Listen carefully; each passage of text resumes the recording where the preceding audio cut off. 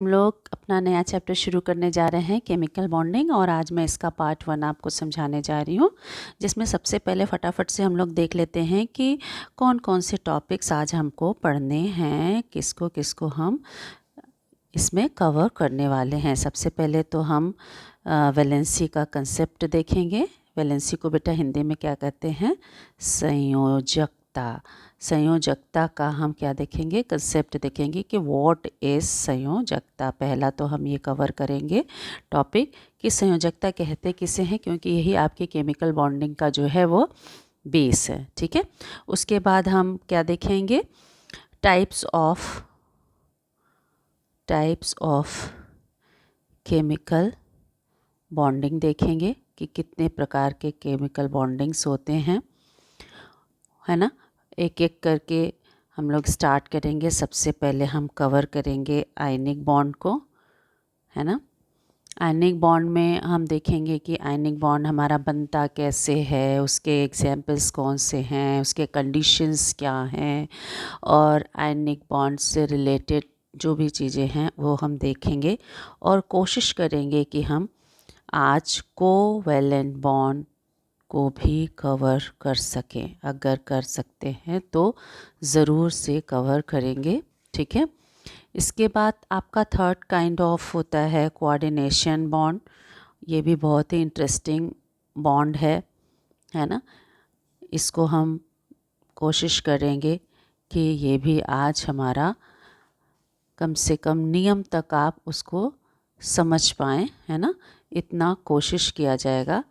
बाकी चीज़ें आपको कैसे उसका स्ट्रक्चर बनाना है, क्या करना है, ये सारी चीज़ें मैं आपको समझाने का प्रयास करूँगी, और होप कि आप सब इस चैप्टर को बहुत बहुत बहुत ज़्यादा एंजॉय करने वाले हैं, क्योंकि ये चैप्टर आपने बहुत पहले से पढ़ रखा है। ठीक है, तो चलिए बिना देर के फटाफट से हम लोग स्टार्ट करते हैं।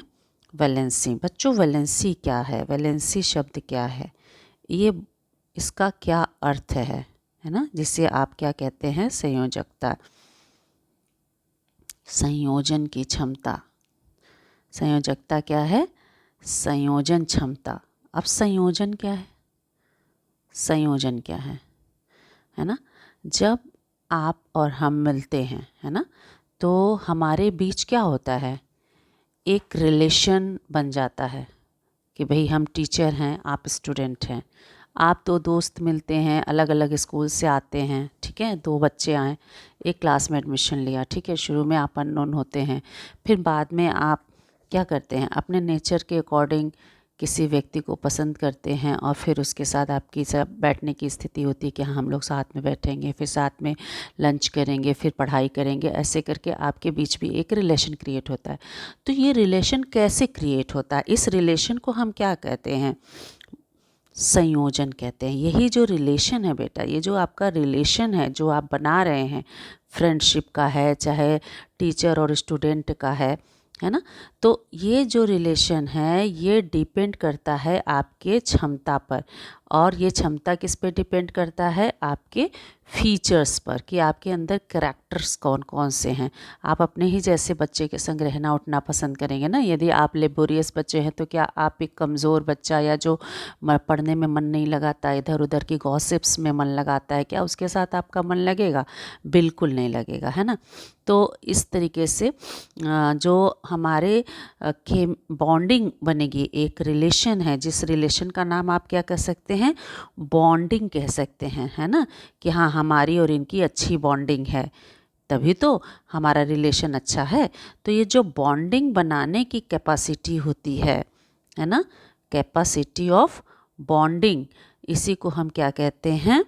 वैलेंसी कहते हैं। ठीक है, समझ में आया? ये तो आपकी सामान्य भाषा में मैंने आपको समझाने का प्रयास किया कि कहीं भी अगर हम मिलते हैं दो व्यक्ति, तो उसके बीच एक बॉन्डिंग बनती है, और वो बॉन्डिंग डिपेंड करती है किस पर? कि हमारा कैरेक्टर कैसा है, और वो कैरेक्टर हमारी कैपेसिटी को जेनरेट करता है, और इसी बॉन्डिंग कैपेसिटी को हम क्या कहते हैं? वैलेंसी कहते हैं। ठीक है, अब आइए हम अपने केमिस्ट्री की ओर आते हैं। तो केमिस्ट्री में क्या है? केमिस्ट्री में बेटा आपके पास क्या होते हैं, बहुत सारे एलिमेंट्स होते हैं, पर क्या ये फ्री स्टेट में रह सकते हैं? क्या ये फ्री स्टेट में रह सकते हैं? क्या ये फ्री स्टेट में कभी भी रह सकते हैं? ये क्या रह सकते हैं फ्री स्टेट में? बताइए। नहीं रह सकते हैं। क्यों नहीं रह सकते हैं? इसका रीज़न क्या है? इसका क्या रीज़न है, क्यों नहीं रह सकते हैं? इसलिए नहीं रह सकते हैं बेटा क्योंकि हर व्यक्ति को क्या चाहिए? स्टेबिलिटी चाहिए। इसी तरह एलिमेंट्स को भी क्या चाहिए? स्टेबिलिटी चाहिए। आपके पीरियोडिक टेबल में एक ही ग्रुप है जिसे हम कहते हैं उत्कृष्ट गैस। क्या कहते हैं? उत्कृष्ट गैस ग्रुप, 18वां ग्रुप या 0 ग्रुप, है ना, 18th ग्रुप। तो इसके एलिमेंट्स को आप अक्रिय गैस भी कहते हैं, यानी ये अक्रियाशील है ना। अक्रियाशील कौन होगा? जो स्टेबल होगा, जो स्थायी होगा, वो अक्रियाशील होगा। ठीक, तो सारी जो एलिमेंट्स होते हैं वो अक्रिय गैस कन्फिगरेशन। और बेटा हम लोगों ने पीरियोडिक प्रॉपर्टीज़ में पढ़ रखा है कि NH2NP6 कन्फिगरेशन इज़ द आपका नोबल गैस कन्फिगरेशन। इसी को ऑक्टेंट रूल के अंदर भी अभी आप पढ़ेंगे, इसी को ऑक्टेंट रूल में भी अभी आप पढ़ेंगे। तो जब एलिमेंट के पास NH2NP6 कन्फिगरेशन होता है तो ये स्टेबल माना जाता है, लेकिन नोबल गैसेस के अलावा किसी के पास भी NH2NP6 कन्फिगरेशन नहीं होता है। इसीलिए ये एलिमेंट्स क्या हैं? फ्री स्टेट में नहीं पाए जाते हैं। वो क्या करते हैं? दूसरे एलिमेंट के साथ एक बॉन्डिंग बनाते हैं। एक एलिमेंट ए है, दूसरे एलिमेंट के साथ क्या करेगा? बॉन्डिंग बनाएगा। ठीक है, तो इसी बॉन्डिंग बनाने की कैपेसिटी को हम क्या करते हैं? वैलेंसी कहते हैं। ठीक है, तो अब ये बॉन्डिंग बनेगा किस वजह से? स्थायी संरचना प्राप्त करने के लिए। अब ये स्थायी संरचना या अक्रिय गैस संरचना प्राप्त करने के लिए जो बॉन्डिंग बनेगा वो किस वजह से बनेगा? वो इलेक्ट्रॉन्स के कारण बनता है। वो इलेक्ट्रॉन्स के कारण बनता है। इलेक्ट्रॉन्स जो है वो बॉन्डिंग बनाते हैं, है ना। इलेक्ट्रॉन्स जैसे हमारे बिहेवियर्स जो है बॉन्डिंग बनाते हैं हमारे बीच, वैसे ही एलिमेंट्स के बीच में कौन बॉन्डिंग बनाता है? इलेक्ट्रॉन्स बनाते हैं। ठीक है, तो जो ये इलेक्ट्रॉन्स बॉन्डिंग बनाते हैं वो कैसे बनाएंगे? किस किस तरह से बना सकते हैं? या तो वो बाय शेयरिंग ऑफ बॉन्डिंग बनाएंगे, या वो बाय डोनेशन एंड एक्सेप्शन के द्वारा बॉन्डिंग बनाएंगे, या बाय लोन, पेयर,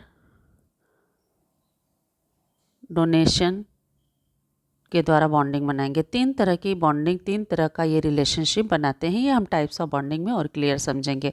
अभी बेटा ये आपको हैज़ल सा लग रहा है, आप ध्यान से बस इस चीज़ को समझिए। ठीक है, और जो नोट्स बनाना होगा वो नोट्स आप इसको सुनने के बाद अपने बुक की हेल्प से भी बना सकते हैं। ठीक है, तो ये बेसिक्स है जो आपको समझना ज़रूरी है कि हमारा जो वैलेंसी है वो क्या है। वैलेंसी को समझना बहुत ज़रूरी है। ठीक है, तो वैलेंसी क्या है बेटा? बॉन्डिंग कैपेसिटी है। ठीक है, यानी संयोजन क्षमता है। और इस संयोजन क्षमता को कैसे अराइज करते हैं, है ना, और क्यों अराइज होता है? ये इसलिए होता है क्योंकि एलिमेंट्स फ्री स्टेट में एग्जिस्ट नहीं कर सकते हैं। स्टेबल बनने के लिए उन्हें अक्रिय गैस संरचना प्राप्त करनी होती है, और अक्रिय गैस संरचना प्राप्त करने के लिए इलेक्ट्रॉन्स क्या करते हैं? बॉन्डिंग बनाते हैं। अब ये कौन से इलेक्ट्रॉन्स, है ना, विच इलेक्ट्रॉन, कौन से इलेक्ट्रॉन, कौन से इलेक्ट्रॉन भाग लेंगे? वैलेंसी शेल के इलेक्ट्रॉन, वैलेंसी शेल में उपस्थित इलेक्ट्रॉन्स। ठीक है, अब ये वैलेंसी शेल कौन सी बला है? वैलेंसी शेल है आपका बाह्यतम कोश। कौन सा कोश? बाह्यतम कोश। आपको electronic configuration atomic structure chapter में भी समझाया जा चुका है, सिखाया जा चुका है, और बच्चे बेहतर से जानते हैं। किसी भी एलिमेंट का जब हम कन्फिगरेशन करते हैं तो last one shell is known as your valency shell. और वैलेंसी शेल में जो भी इलेक्ट्रॉन होते हैं उन्हीं इलेक्ट्रॉन को हम कहते हैं क्या? Valency electrons. ठीक है, अब ये वैलेंसी इलेक्ट्रॉन्स ही जो है क्या करते हैं? 8 इलेक्ट्रॉन संरचना प्राप्त करने के लिए दूसरे एलिमेंट के साथ संयोग करते हैं और स्टेबल कन्फिगरेशन लाते हैं। ठीक है, तो इस तरीके से ये आपकी बेसिक्स हुई जिसको आपको समझना ज़रूरी था। अब आइए हम टू पॉइंट पे आते हैं कि मॉडर्न कंसेप्ट ऑफ वैलेंसी क्या है। मॉडर्न कंसेप्ट ऑफ वैलेंसी, संयोजकता का आधुनिक सिद्धांत।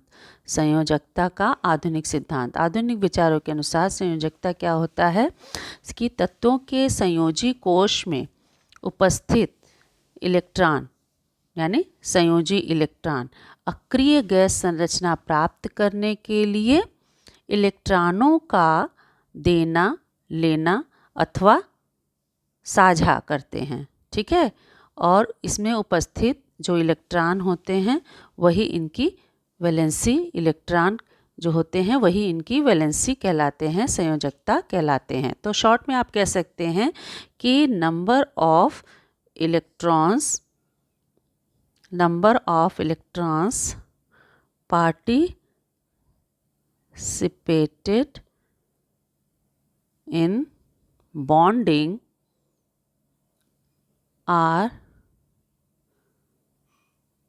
valency electron and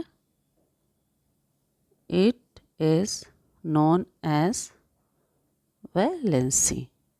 ठीक है, यानी जो आपके वैलेंसी इलेक्ट्रॉन्स होते हैं वही आपके बॉन्डिंग में पार्टिसिपेट करते हैं और यही नंबर ऑफ वैलेंसी इलेक्ट्रॉन्स आपके एलिमेंट के वैलेंसी कहलाते हैं।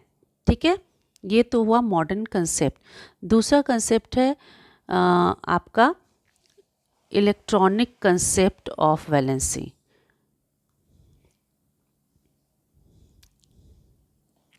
Electronic concept of valency.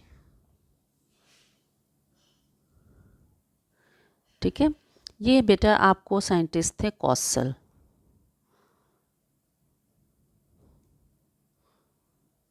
में 1916 में, मैं नीचे लिख देती हूँ।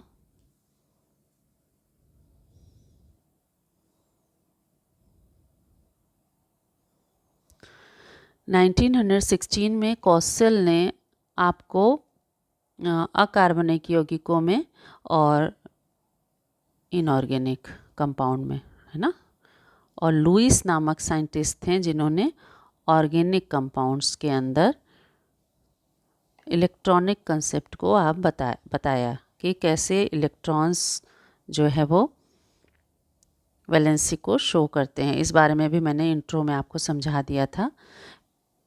इन्होंने बताया कि बेटा जिन तत्वों के बाह्य कोश में 8 इलेक्ट्रॉन होते हैं, वही बात अक्रिय गैस संरचना जिनकी होती है वे स्थायी होते हैं, इसलिए इनकी वैलेंसी क्या होगी? अक्रिय गैसों की वैलेंसी सामान्यतः क्या होगी? 0 होती है।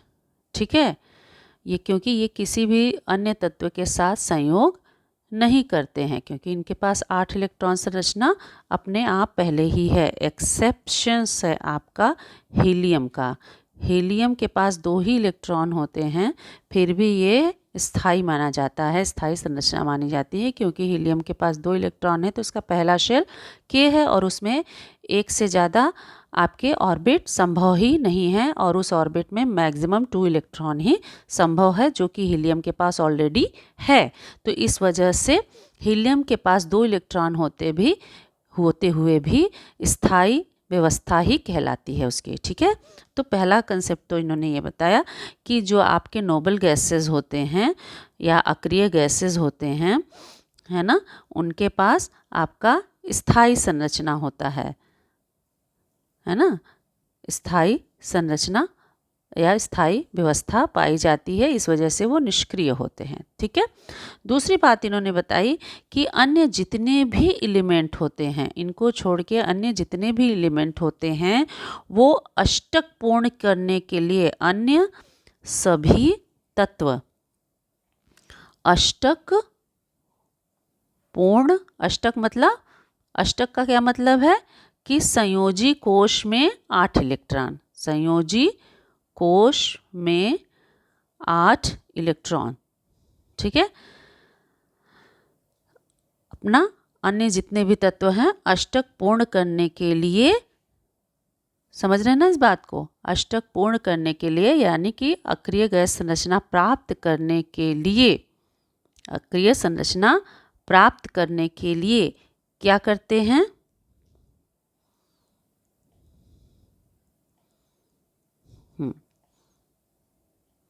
दो चीज़ें करते हैं। पहला कि या तो दूसरे से इलेक्ट्रॉन लेंगे,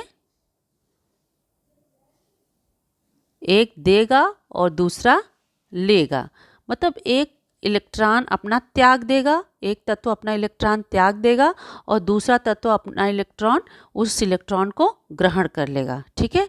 और दूसरी क्या है व्यवस्था? साझेदारी। साझेदारी मतलब अगर आप एक इलेक्ट्रॉन दे रहे हैं तो हम भी एक इलेक्ट्रॉन देंगे, आप 2 इलेक्ट्रॉन दे रहे हैं तो हम भी 2 इलेक्ट्रॉन देंगे। तो अष्टक को पूर्ण करने के लिए ये 2 व्यवस्थाएं हैं, जिसमें एक तो ये दे देता है और दूसरा ले लेता है, दाताग्राही व्यवस्था। ठीक है। एक परमाणु पूरी तरीके से इलेक्ट्रॉन को देगा और दूसरा परमाणु इलेक्ट्रॉन को ले लेगा और दोनों को ही अक्रिय गैस व्यवस्था प्राप्त हो जाएगी। और दूसरा तरीका कहाँ है? ऐसा तरीका जो कि जहाँ पे दोनों ही डेफिशिएंट हैं, दोनों को ही ज़रूरत ही है, देना नहीं चाहता कोई, तो वहाँ पे क्या होगा कि ठीक है साझेदारी कर लेते हैं, एक मैं तुम्हें देता हूँ तो तुम भी एक मुझे दो, और दोनों मिलकर के दोनों पे अधिकार रखेंगे। तो ऐसी जो व्यवस्था होती है वो साझेदारी की व्यवस्था होती है। यही आपका जो है कंसेप्ट क्या है? इलेक्ट्रॉनिक कंसेप्ट ऑफ वैलेंसी है, जो कौशल एंड लुईस ने दी थी, जिसमें उन्होंने बताया कि नोबल गैसेस के अलावा जितने भी अन्य तत्व हैं वो अष्टक पूर्ण करने के लिए क्या करते हैं? या तो इलेक्ट्रॉन देते हैं और लेते हैं, या फिर साझेदारी करके अष्टक पूर्ण कर लेते हैं और एक स्थायी संरचना प्राप्त कर लेते हैं। ठीक है। तो इस प्रकार से बेटा ये जो है जितने भी नंबर ऑफ इलेक्ट्रॉन्स का देना या लेना हो रहा है या साझेदारी हो रही है, यही जो नंबर ऑफ इलेक्ट्रॉन्स हैं जिसका देना लेना अथवा साझेदारी हो रही है, यही तत्व की संयोजकता यानी वैलेंसी कहलाती है। समझ में आई बात?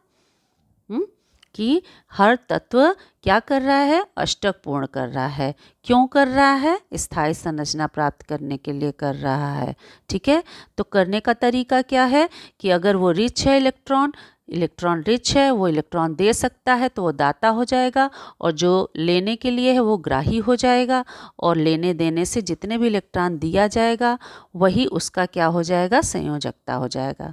ठीक है। एलिमेंट ने जितना दिया उस एलिमेंट की संयोजकता हुई, एलिमेंट ने जितना लिया उस इलेक्ट्रॉन की संयोजकता, उस तत्व की संयोजकता हुई, या बाकी 2 तत्वों में जितनी की साझेदारी हुई, एक की साझेदारी हुई तो वैलेंसी 1, 2 की साझेदारी हुई तो वैलेंसी 2, 3 की हुई तो वैलेंसी 3। ठीक है। इस तरीके से वैलेंसी का ये क्या है बेटा? मॉडर्न इलेक्ट्रॉनिक कंसेप्ट है। ठीक है।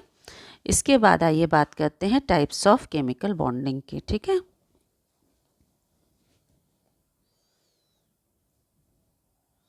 अब जो ये आपका कंसेप्ट आपने देखा, कौन सा कंसेप्ट? इलेक्ट्रॉनिक कंसेप्ट, जिसके सेकेंड पॉइंट में आपने देखा कि तत्व जो है अष्टक पूर्ण करने के लिए कौन कौन सी रीति अपनाते हैं, वही आपके केमिकल बॉन्डिंग के टाइप्स का आधार है। ठीक है। तो बच्चों आपका जो केमिकल बॉन्डिंग का आधार है उसी आधार पर आपके बॉन्डिंग्स बनते हैं, और ये केमिकल बॉन्ड्स आपके कितने प्रकार के होते हैं? मेनली 3 टाइप्स के होते हैं।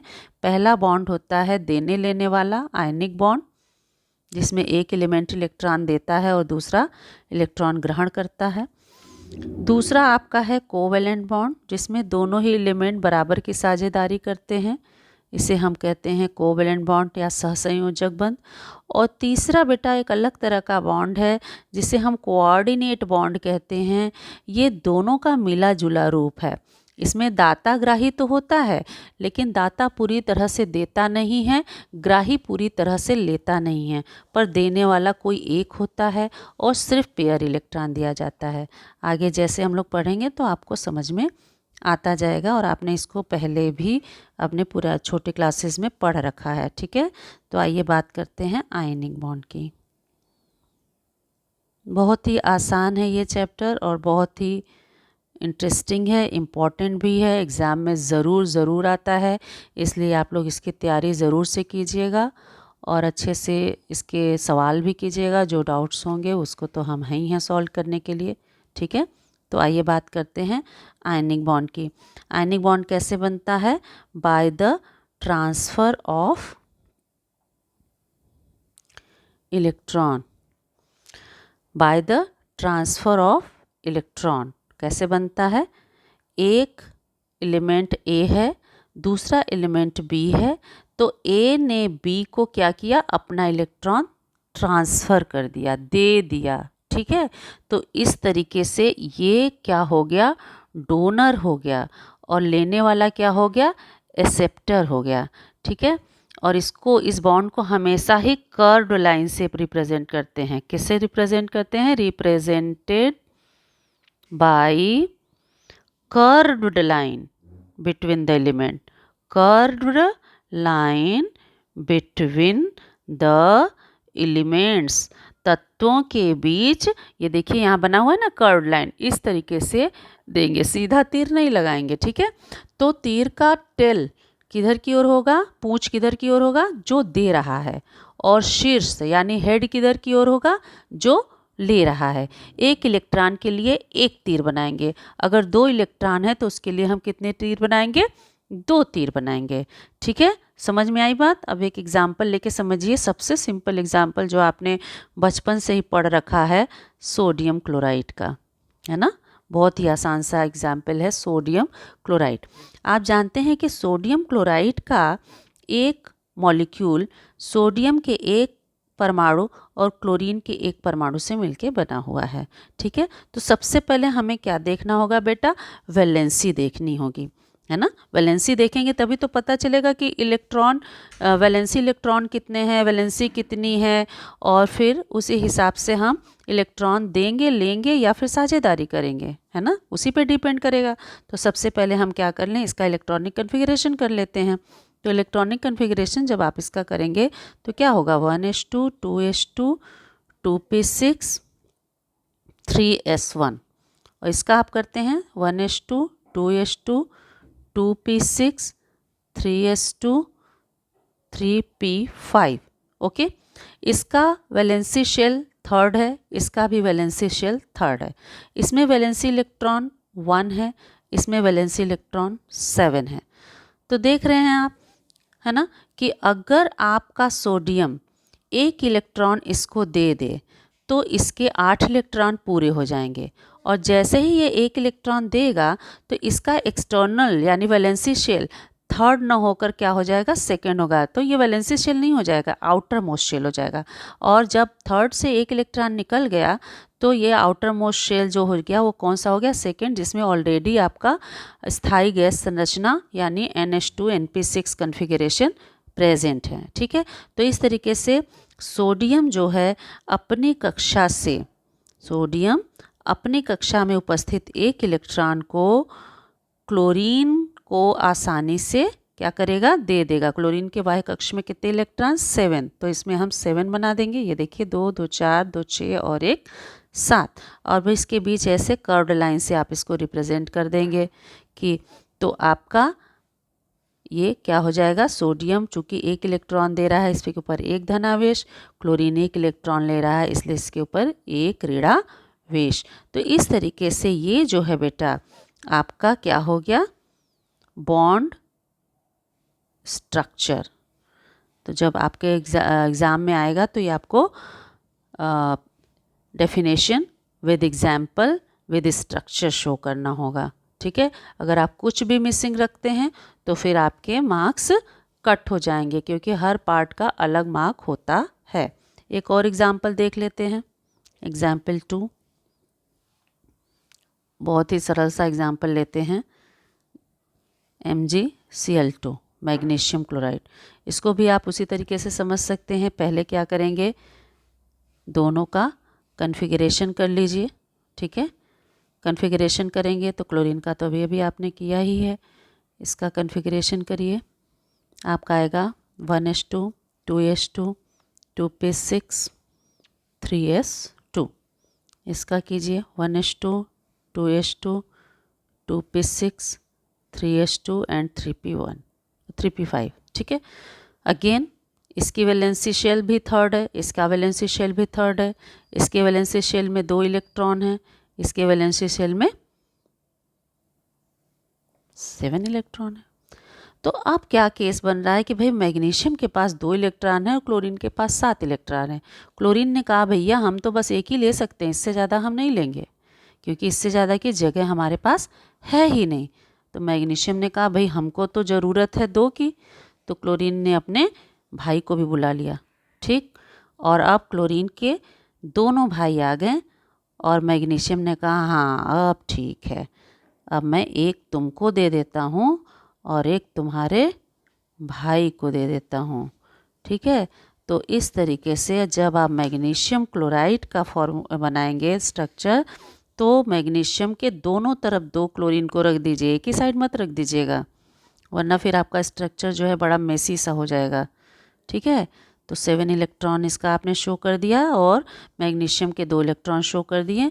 और इसको कर्व्ड लाइन से ही रिप्रेजेंट करना है, कभी भी स्ट्रेट लाइन से रिप्रेजेंट नहीं करना है। तो अब देखिए क्या हो रहा है, मैग्नीशियम ने 2 इलेक्ट्रॉन दिए, इसलिए इसके ऊपर 2 पॉजिटिव चार्ज डेवलप होगा। और 2 क्लोरीन है और प्रत्येक क्लोरीन ने कितने इलेक्ट्रॉन लिए, 1, तो इसलिए 1 नेगेटिव चार्ज और 2 क्लोरीन। ये नहीं कि हाँ मैग्नीशियम पे मैम 2 चार्ज है तो लाओ क्लोरीन पे भी 2 चार्ज लगा दें, नहीं। क्लोराइड का वैलेंसी 1 ही है, इसके बाह्य शेल में सिर्फ 7 इलेक्ट्रॉन है, ये 1 से ज़्यादा ले ही नहीं सकता, इसलिए इसकी वैलेंसी 1 है। तो ये 1 ही इलेक्ट्रॉन लेगा और जितना लेगा उतना ही आवेश उत्पन्न होगा, ठीक है। तो इसलिए क्लोराइड पर 1 ऋणावेश आप दिखाएंगे और चूंकि 2 धनावेश है तो 2 क्लोरीन आकर के ले रहा है, इसलिए ये इसका फॉर्मूला MgCl2 इस तरीके से आप बनाएंगे और इसको बड़े ब्रैकेट में ऐसे घेर दिया जाता है। किस लिए, जब हम इसको रिप्रेजेंट करते हैं इसका स्ट्रक्चर, अगर आपको पूछा जाता है इलेक्ट्रॉनिक स्ट्रक्चर या केमिकल बॉन्डिंग स्ट्रक्चर बनाने को। कितना गंदा सा मैंने स्क्वायर क्रिएट किया है,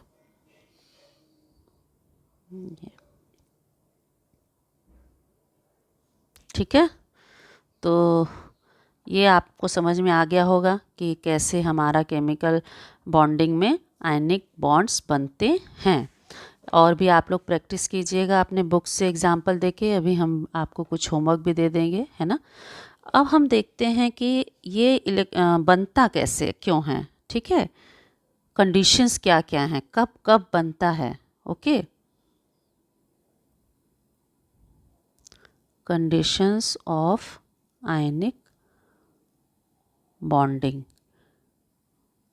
आयनिक बंध बनने की परिस्थितियाँ कौन कौन सी हैं। देखिए बेटा, आयनिक बॉन्ड आपने देखा, जैसे कि सोडियम क्लोराइड में देखा, मैग्नीशियम क्लोराइड में देखा, तो आपने एक बात ध्यान दिया होगा कि आपका सोडियम मैग्नीशियम क्या है, मेटल है ना, एल्कली मेटल है, एल्कलाइन अर्थ मेटल है, यानी प्रबल धन विद्युतीय तत्व है। और क्लोरीन जो है आपका प्रबल ऋण विद्युतीय तत्वों में है।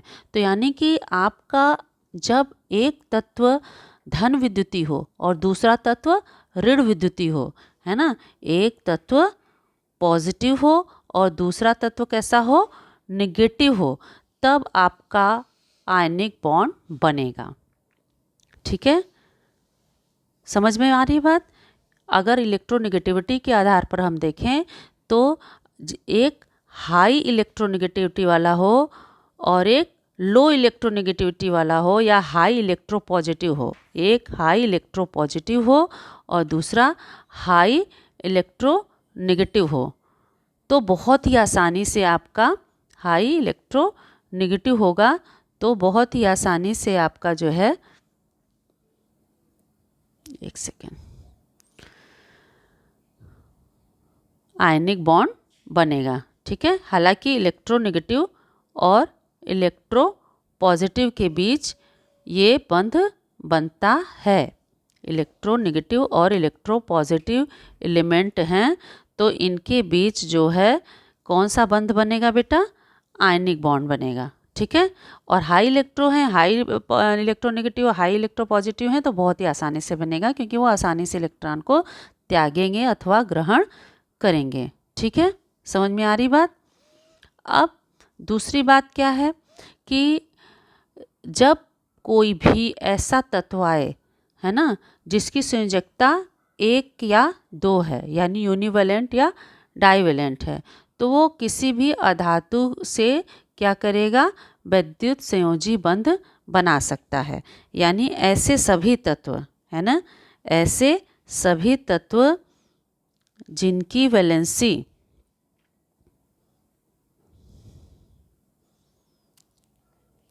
1, 2 है, तो ये हमेशा हमेशा ही क्या बनाएंगे, आयनिक बॉन्ड बनाएंगे।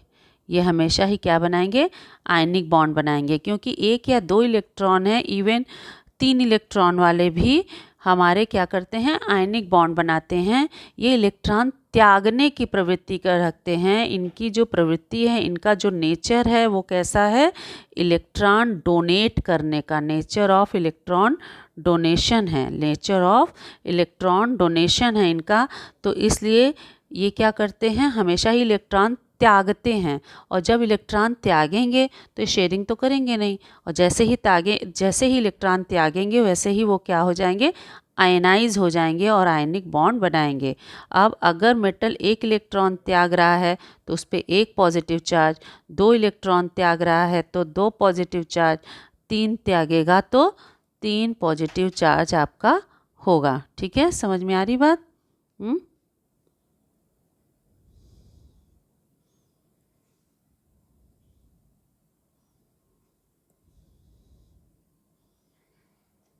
तो अगर आप समझना चाहें तो ऐसे समझ सकते हैं कि अगर 1 इलेक्ट्रॉन डोनेट कर रहा है तो मेटल के ऊपर 1 पॉजिटिव चार्ज, वैलेंसी +1। अगर 2 तो 2 पॉजिटिव चार्ज, वैलेंसी +2। इसी तरीके से इसको लिख लीजिए, अगर 3 तो 3 पॉजिटिव चार्ज, वैलेंसी +3। ठीक है, तो इस तरीके से आप इसको समझ गए होंगे कि हमारा जो एलिमेंट है, अगर उसके वैलेंसी शेल में, अगर उसके वैलेंसी शेल में 1 इलेक्ट्रॉन है तो वैलेंसी 1 होगी, 2 इलेक्ट्रॉन है तो वैलेंसी 2 होगी, और 3 इलेक्ट्रॉन है तो वैलेंसी 3 होगी। तो 1 है तो 1 त्यागेगा, तो त्यागते ही उसके ऊपर 1 धनावेश। 2 है तो 2 त्यागेगा, त्यागते ही उसके ऊपर 2 धनावेश। 3 है तो 3 त्यागेगा और उसके ऊपर 3 धनावेश उत्पन्न हो जाएगा। ठीक है, और उसकी वैलेंसी क्रमशः 1, 2 एंड 3 हो जाएगी। समझ में आ गया ना?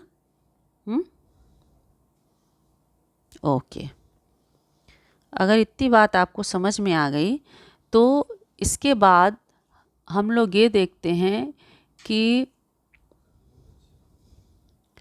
वैद्युत संयोजी यौगिक किसे कहते हैं और इसके लक्षण क्या हैं, आयनिक कंपाउंड्स क्या हैं। बहुत ही सिंपल सी बात है कि सभी वे कंपाउंड्स जो आयनिक बॉन्ड बना करके अब एग्जिस्ट करते हैं, जिनके अंदर आयनिक बॉन्ड पाया जाता है, जिनके अंदर आयनिक कैरेक्टर पाया जाता है, वो आपके क्या कहलाते हैं, आयनिक कंपाउंड कहलाते हैं।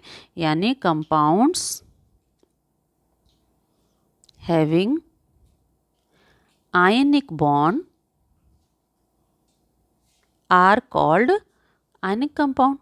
ओके, अब इसके कैरेक्टरिस्टिक क्या हैं, यानी इसके लक्षण क्या हैं, इसके गुणधर्म क्या हैं, कैरेक्टरिस्टिक्स ऑफ आयनिक कंपाउंड्स, इसके गुणधर्म क्या हैं। समझ रहे हैं, ये आपको एग्ज़ाम में पूछा जाता है, गुणधर्म या लक्षण, है ना, बहुत सारे शब्द हैं, तो जो भी पूछा जाएगा आपको आंसर यही करना है। ठीक है, तो पहला गुणधर्म क्या है, जो आपने बंध बनाते समय देखा, बंध बनाने की कंडीशंस में देखा, उन्हीं सब को आपको कोलैबोरेट करके थोड़ा सा अपने शब्दों में लिखना होगा। बस उसके लिखने का हल्का सा तरीका भर बदल जाता है, बातें वही होंगी, जितनी बातें आपने पढ़ी वही बातें होंगी, कुछ खास नई बातें नहीं होंगी, बस लिखने का तरीका हो जाएगा। ठीक है, तो पहला बात क्या लिखेंगे आप कि आयनिक यौगिक के जो होते हैं वो किस रूप में पाए जाते हैं, क्रिस्टल रूप में पाए जाते हैं। किस रूप में पाए जाते हैं, क्रिस्टल रूप में पाए जाते हैं। और इस क्रिस्टल में क्या होता है, धन आयन और ऋण आयन, धन आयन और ऋण आयन फ्यूज़ करके शायद लिखते हैं ना, मैंने थोड़ा गलत लिख दिया शायद। Okay, let me check this. धनायन और ऋणायन, ठीक है, कैटायंस एंड एनायंस। तो कैटायंस और एनायंस के फॉर्म में, जैसे अगर आपने एग्जाम्पल लिया था NaCl का, है ना, तो NaCl का अगर आप स्ट्रक्चर देखेंगे तो वो क्रिस्टलाइन फॉर्म में पाया जाएगा। ऐसे अगर आप एक क्रिस्टल देखेंगे तो क्या होगा, इस तरीके से आपको वो क्रिस्टल दिखाई देगा, क्यूब की फॉर्म में। देखिए कैसा,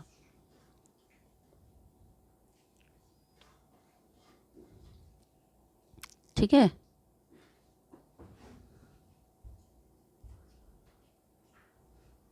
अब इसको क्यूब बनाना होगा तो हमें क्या करना होगा, पीछे की ओर फैला दें, बढ़ा देंगे और ये आपको क्यूब मिल जाएगा। देखिए मिल रहा है ना, ये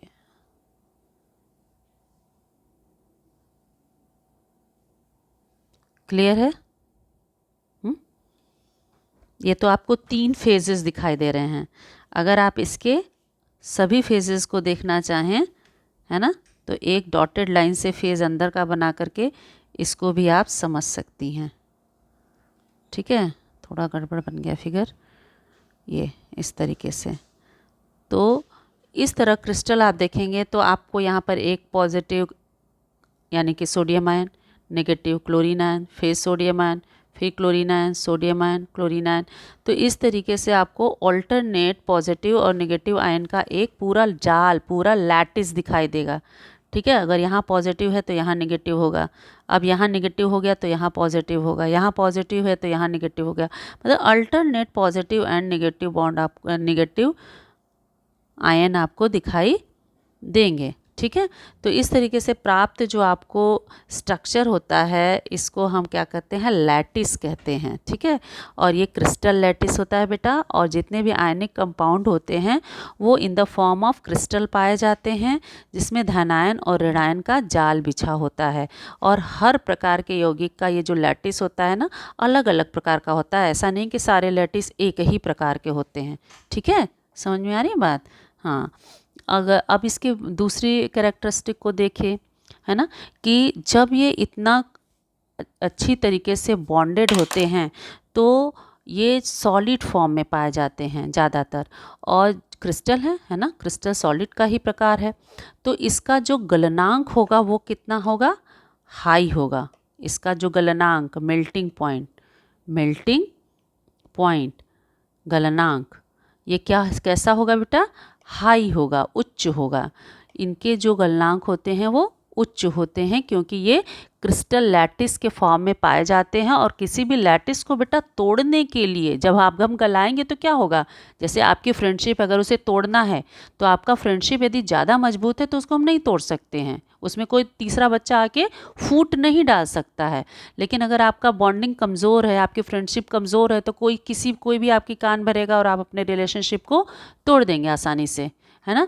तो जो ये होते हैं आयनिक कंपाउंड्स होते हैं, इनके बीच एक गहरी दोस्ती होती है। भाई होएगी ही कि भाई किसी ने आपको दे दिया तो आप तो उसके रेडी हो गए, तो ज़्यादा अच्छी बॉन्डिंग तो रहेगी ही रहेगी ना।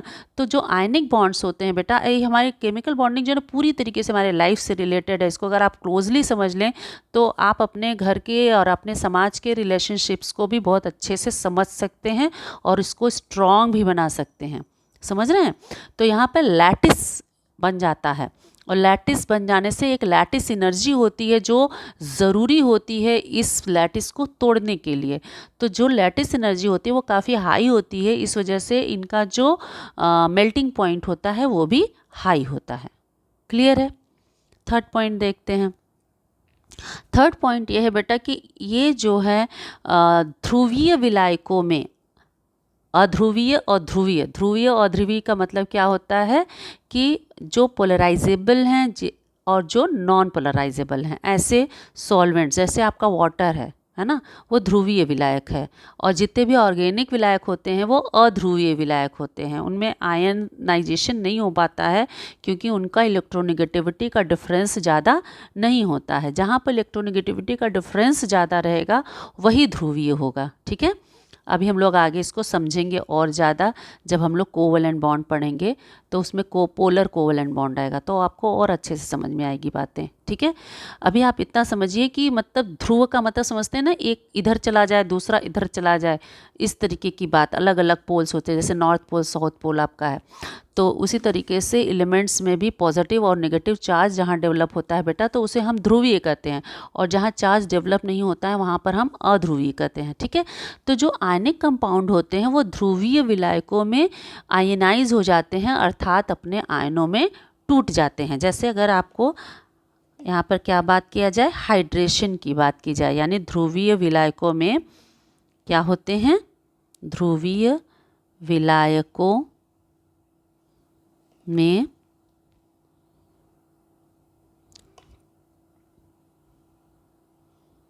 आयनीकृत हो जाते हैं।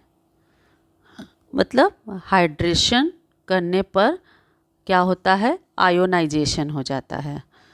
ठीक है, जैसे आपका NaCl है, जब आप इसका हाइड्रेशन करते हैं तो ये Na+ एक्वस और Cl- एक्वस में टूट जाता है।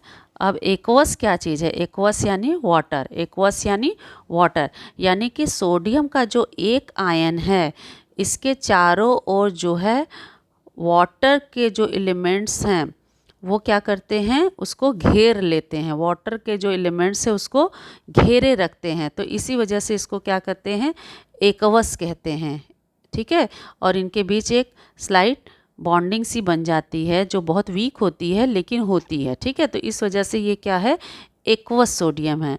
इसी तरीके से एक्वस क्लोराइड जो होता है ना, वो हाइड्रोजन से ऐसे जुड़ा होता है, तो इस वजह से इसके चारों ओर क्या होते हैं, वाटर के पार्टिकल जो है, इन आयनों के चारों ओर जब वाटर के पार्टिकल घिरे रहते हैं, उसको घेरे रहते हैं, तो उसको हम क्या कहते हैं, एक्वस सोडियम या एक्वस क्लोराइड या एक्वस जो भी एलिमेंट आपका होगा आयन के फॉर्म में।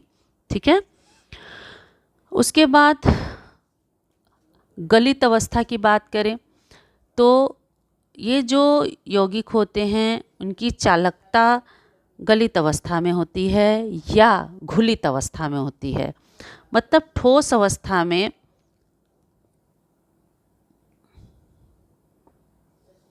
चालकता ठोस, गलित या घुलित, है ना, 3 अवस्थाएं। जब घुल जाएं या जब गल जाएं या जब ठोस हैं, तो ठोस अवस्था में ये विद्युत की कुचालक, ये क्या होते हैं, कुचालक, और गलित या घुलित अवस्था में सुचालक। सुचालक मतलब इसमें से होकर के इलेक्ट्रिसिटी पास हो जाएगी, क्योंकि इस अवस्था में इनके अंदर क्या होते हैं, आयन होते हैं, और इस अवस्था में आयन अलग अलग नहीं होते हैं। ठीक है, समझ रहे हैं बात को। तो इस तरीके से बेटा ये जो है चालक तो होता है, विद्युत का सुचालक तो होता है, लेकिन किस अवस्था में, गलित या घुलित अवस्था में। ठीक है, आयनिक यौगिकों के अणु नहीं होते हैं, आयनिक यौगिक के सरल सूत्र से प्रदर्शित किया जाता है इसका। जब हम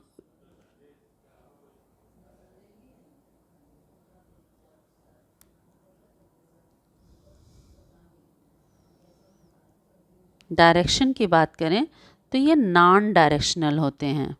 वैद्युत संयोजी बंध जो होते हैं वो अदिशात्मक होते हैं,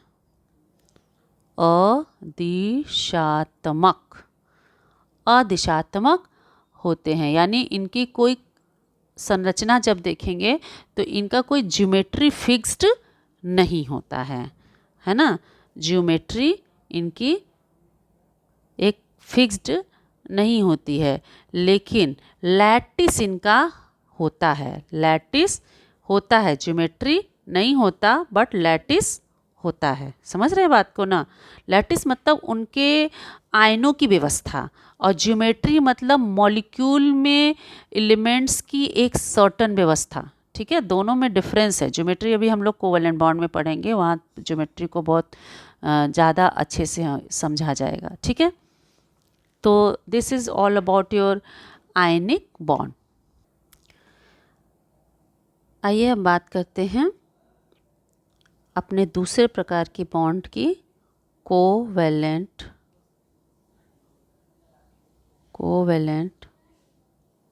बॉन्ड, सह संयोजक बंध। ओके, क्या होता है कोवेलेंट बॉन्ड या सहसंयोजक बंध? बच्चों, जब परमाणुओं के मध्य आपस में शेयरिंग ऑफ इलेक्ट्रॉन, साझेदारी of electron by sharing of valency electron, आप इसको बल्कि कहिए शेयरिंग ऑफ वैलेंसी इलेक्ट्रॉन, तो इसे हम क्या कहते हैं?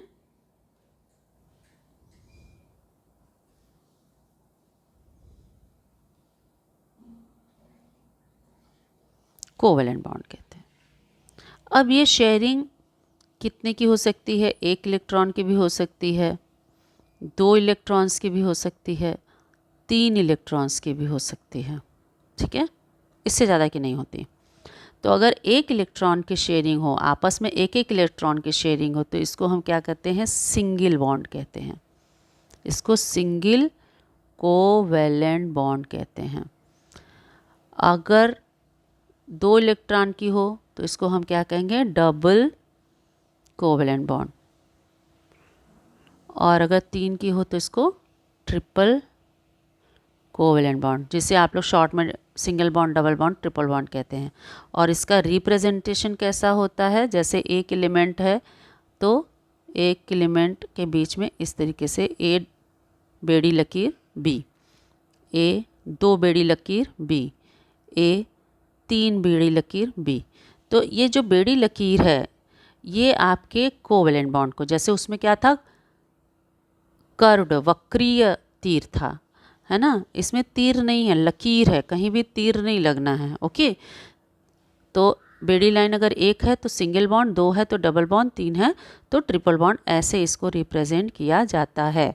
अब ये 1 होगा कि 2 होगा कि 3 होगा, ये डिपेंड करता है कि आपके वैलेंस शेल इलेक्ट्रॉन्स अगर 5 हैं, ओके, 4 से देख लेते हैं, 4 का भी होता है, वैलेंसी 4 भी होती है, वैलेंसी 4 भी होती है, लेकिन बॉन्डिंग ऐसी नहीं होती कि जैसे आपको ट्रिपल के बाद टेट्रा मतलब क्वार्टर बॉन्ड, ऐसा कुछ नहीं है, है ना? वैलेंसी भले ही 4 होती है। ठीक है, तो वैलेंसी शेल में यदि 4 इलेक्ट्रॉन्स हैं बेटा, तो आपका जो कोवैलेंट वैलेंसी होगी वो क्या होगी? 4 होगी। ठीक है, अगर 5 है तो 3 होगी, 6 है तो 2 होगी, 7 है तो 1 होगी, 8 है तो 0 होगी। मतलब 8 की तो कोई बात ही नहीं है, ये तो आपका बनाएगा ही नहीं बॉन्ड ना। समझ रहे हैं? तो इस तरीके से कोवेलेंट वैलेंसी क्या है या कोवेलेंसी क्या है कि number of sharing electron, number of shared electron by any element, कोई एलिमेंट कितना इलेक्ट्रॉन शेयरिंग कर रहा है। अगर वैलेंसी शेल में 4 इलेक्ट्रॉन है तो 4 इलेक्ट्रॉन की शेयरिंग करेगा, तभी तो उसके ऑक्टेंट पूरा होगा। अगर 5 इलेक्ट्रॉन है तो 3 इलेक्ट्रॉन की शेयरिंग करेगा, 8 इलेक्ट्रॉन पूरा होगा।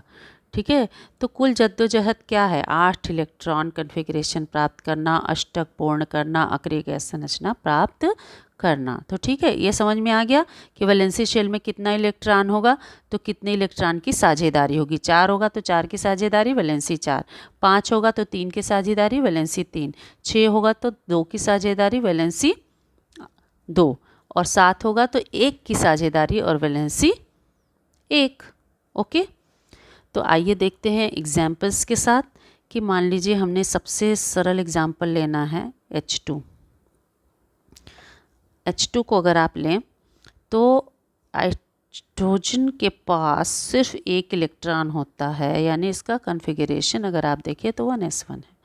इसके रिप्रेजेंटेशन का जो तरीका है वो जो सिंपल रिप्रेजेंटेशन है ना, वो आप कैसे करते हैं कि आपके पास हाइड्रोजन है, उसके पास एक इलेक्ट्रॉन है, प्लस दूसरा हाइड्रोजन आया, उसके पास भी एक इलेक्ट्रॉन है, उसने क्या किया आपस में ओवरलैपिंग कर ली और एक एक इलेक्ट्रॉन के जो साझेदारी की ये ओवरलैप्ड वाले जगह पे दिखा दिया, और इस तरीके से आपने देखा कि हाइड्रोजन सिंगल बॉन्ड हाइड्रोजन बन गया।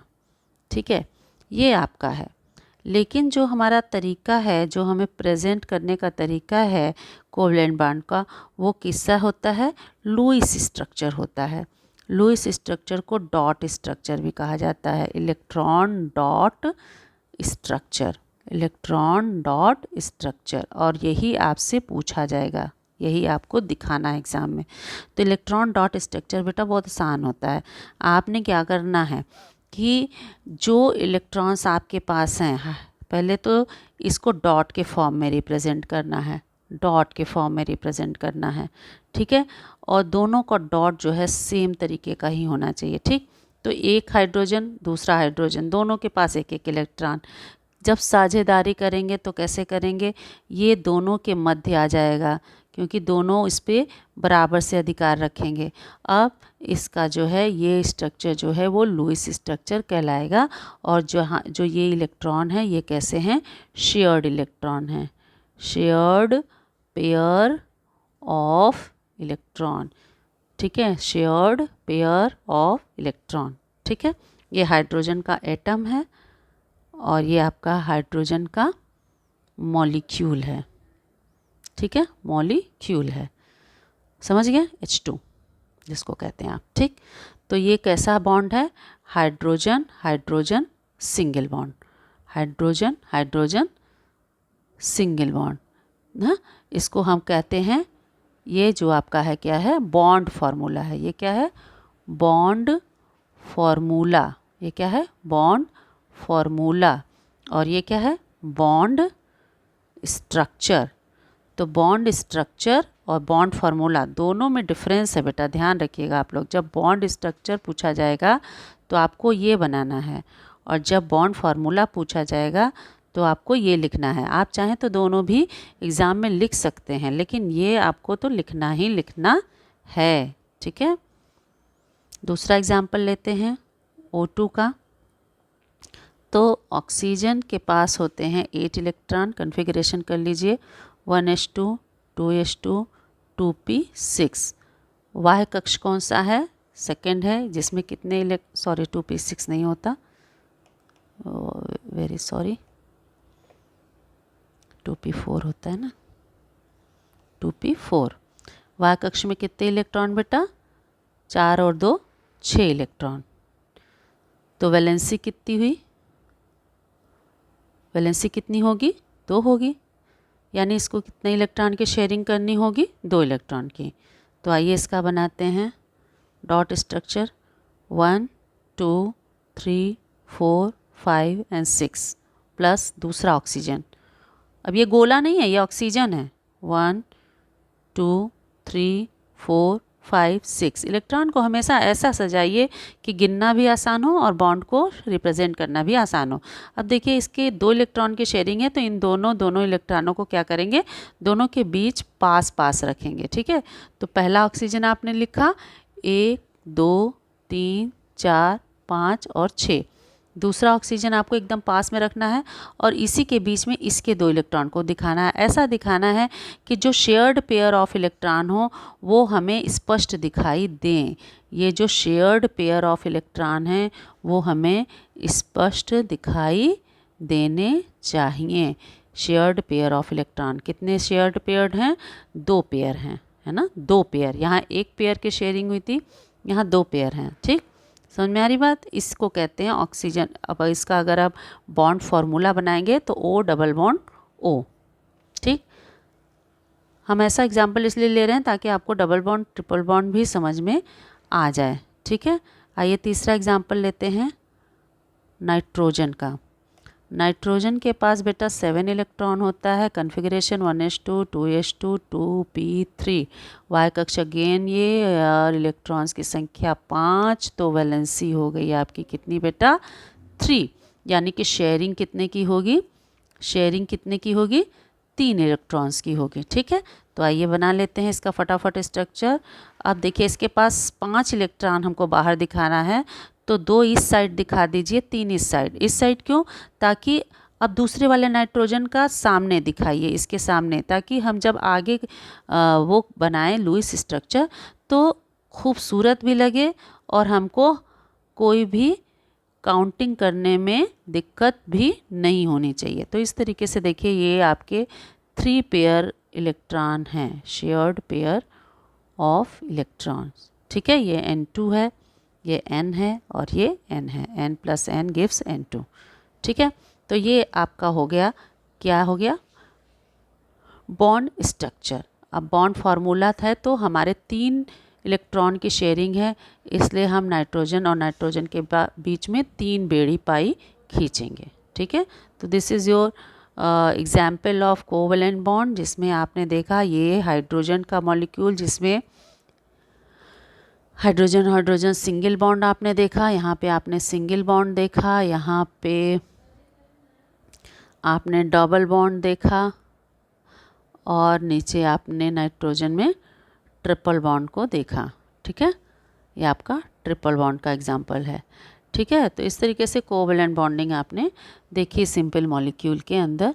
कॉम्प्लेक्स मॉलिक्यूल भी हम देख सकते हैं। ठीक है, आइए देख लेते हैं, लाइक H2O वाटर। अब इसमें देखिए 2 अलग अलग प्रकार के तत्व हैं, तो दोनों का कन्फिग्रेशन हमें करना होगा, दोनों का कन्फिग्रेशन हमें करना होगा।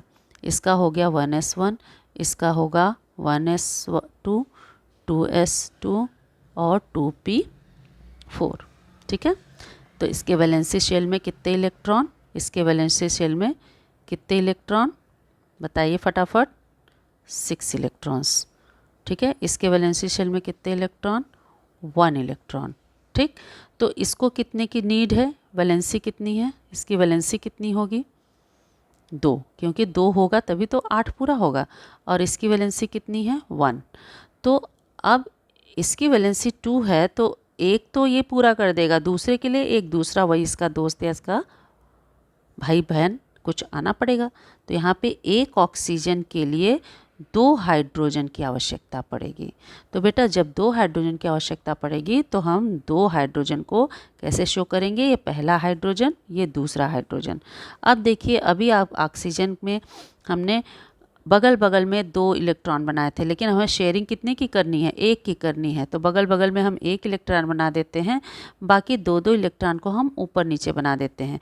तो इससे क्या होगा? जो शेयरिंग होगी वो साफ़ सुथरी भी होगी और बॉन्डिंग भी आपका क्लियर दिखाई देगा। हाइड्रोजन और ऑक्सीजन के बीच में जो आपका इलेक्ट्रॉन है वो आराम से आप काउंट कर सकते हैं। यहाँ पे थोड़ी सी दुविधा बच्चों को इसलिए होती है क्योंकि ये सारे इलेक्ट्रॉन एक ही सिंबल से दिखाए जाते हैं, तो इसमें आप कंफ्यूज मत होइएगा।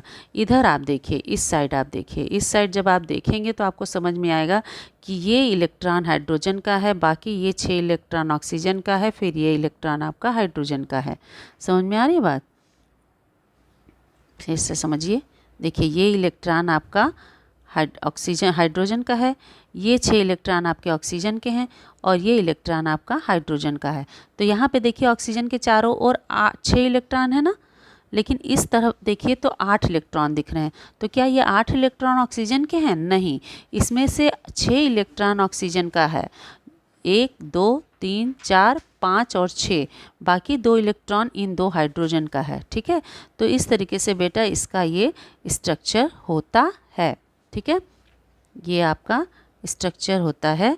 उसके बाद आप जो है इसका बॉन्ड फार्मूला भी बना सकते हैं। कैसे? H single bond O single bond H। Okay, समझ गए? ये आपका बॉन्ड फार्मूला हो गया। ये आपका क्या हो गया? बॉन्ड फार्मूला हो गया। और ये आपका बॉन्ड स्ट्रक्चर हो गया, लुईस स्ट्रक्चर जिसको कहते हैं, डॉट स्ट्रक्चर जिसको कहते हैं। ठीक है, समझ में आई बात कि किस तरह बनेगा covalent bond? Single covalent bond, double covalent bond, triple covalent bond भी आपको समझ में आ गया। कैसे बनेगा ये भी समझ में आ गया। अब देखते हैं कि कब बनेगा। कब कब बनेगा भाई? तब बनेगा जब दोनों नीडी हों। तब बनेगा जब दोनों नीडी हों, दोनों अधातु हों। धातुओं में कभी भी नहीं बनता। धातुओं में कोवेलेंट बॉन्ड कभी नहीं बनता, नेवर, क्योंकि विद्युती धन विद्युती होते हैं और ये इलेक्ट्रॉन त्यागने की प्रवृत्ति रखते हैं, इसलिए धातुओं में कभी नहीं बनेगा। कहाँ बनेगा? अधातुओं में बनेगा। कहाँ बनेगा? अधातुओं के मध्य ही कोवेलेंट बॉन्ड हमेशा बनता है। सबसे पहली कंडीशन तो ये है, यानी जहाँ पर इलेक्ट्रोनेगेटिविटी का डिफरेंस काफ़ी कम हो तभी बनता है। समझ में आ रही बात?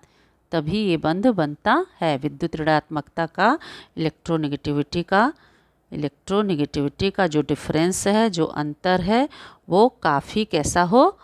कम हो, बहुत कम हो। काम लिख गया है, कम हो। ठीक है, तो इसको हम क्या करेंगे? कोवेलेंटली बॉन्ड बनाएंगे। ठीक है, सहसंयोजकता क्या है ये भी समझ में आ गया। जितने इलेक्ट्रॉनों की शेयरिंग होगी वही उसकी सहसंयोजकता होगी। सहसंयोजक यौगिक क्या है? वही यौगिक जो सहसंयोजक यौगिक बंध बनाए वो सहसंयोजक यौगिक हैं। ठीक है, तो आज हम ये 2 बॉन्ड पूरा कर दिए हैं आप लोगों का। इसके बाद तीसरा बॉन्ड आपका है कोऑर्डिनेट बॉन्ड। ओके, इसको भी देख ही लेते हैं, उसके बाद क्लास ओवर करेंगे। ठीक है, उप सह संयोजी बंध, कोऑर्डिनेट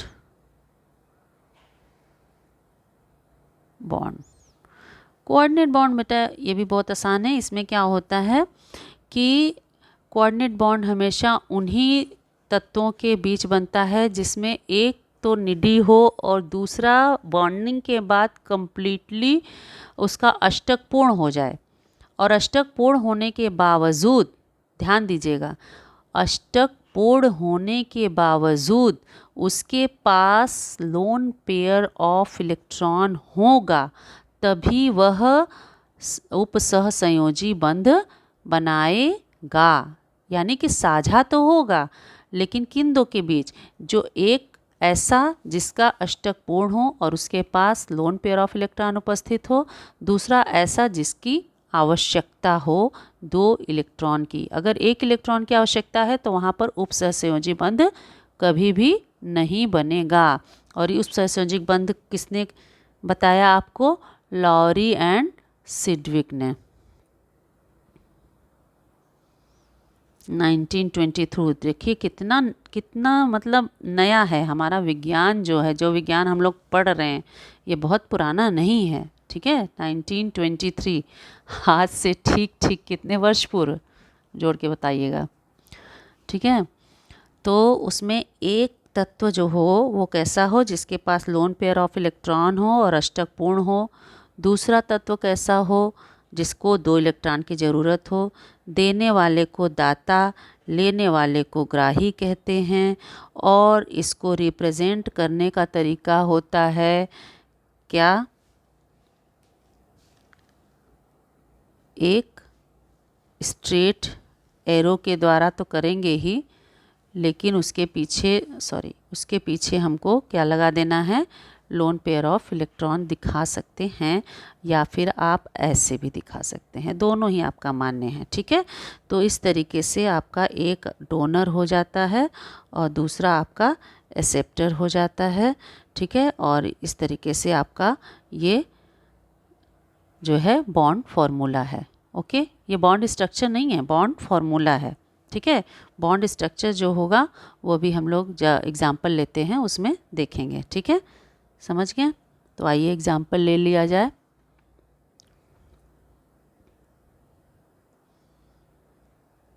अमोनिया से आप लोग भली प्रकार परिचित हैं, NH3।